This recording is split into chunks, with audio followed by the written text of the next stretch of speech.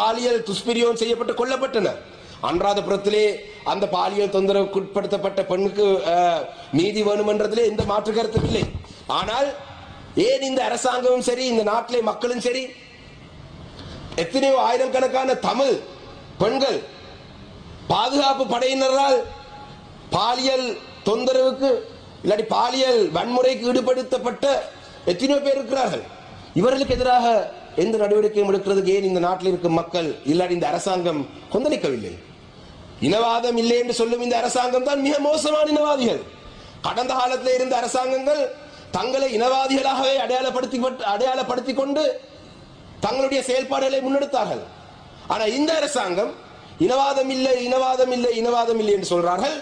ஆனா முழுக்க முழுக்க இனவாதத்தில் ஈடுபடுறார்கள். எப்படி என்று சொன்னால் இந்த நாட்டிலே தமிழ் மக்களுக்கு கிடைக்க வேண்டிய நிரந்தரமான அரசியல் தீர்வை தருவதற்கு மறுக்கிறார்கள். இந்த நாட்டிலே பொறுப்பு கூறல் விடயத்திலே கௌரவ அமைச்சருடைய உரையிலே ஒரு வார்த்தை கூட தமிழ் மக்களுடைய சார்பிலே சொல்லப்படவில்லை. அவருடைய நிலைப்பாடை அவர் சொல்லியிருக்கிறார். அண்மையிலே அனுராதபுரத்திலே அந்த நடந்த சம்பவத்தை நாங்கள் வன்மையாக கண்டிக்கிறோம். ஆனால் ஆயிரக்கணக்கான தமிழ் பெண்கள் கொல்லப்பட்டனர், கற்பழித்து பாலியல்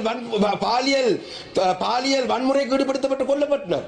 அதிலே ஒரே ஒரு உதாரணமாக சொன்னால் இசைப்பிரியா கொல்லப்பட்டது. இசைப்பிரியா உயிரோடு இருந்ததுக்கான ஆதாரங்கள் எத்தனையோ இருக்கின்றது.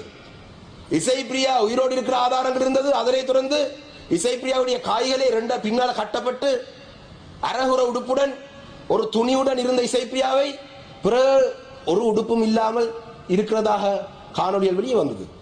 அப்ப இந்த விடயத்தை பற்றி இசைப்பிரியா ஒரு பெண் இல்லையா? இசைப்பிரியாக்கு இந்த நாட்டிலே நீதி தேவையில்லையா? இதுல let me read this article about Isaipriya.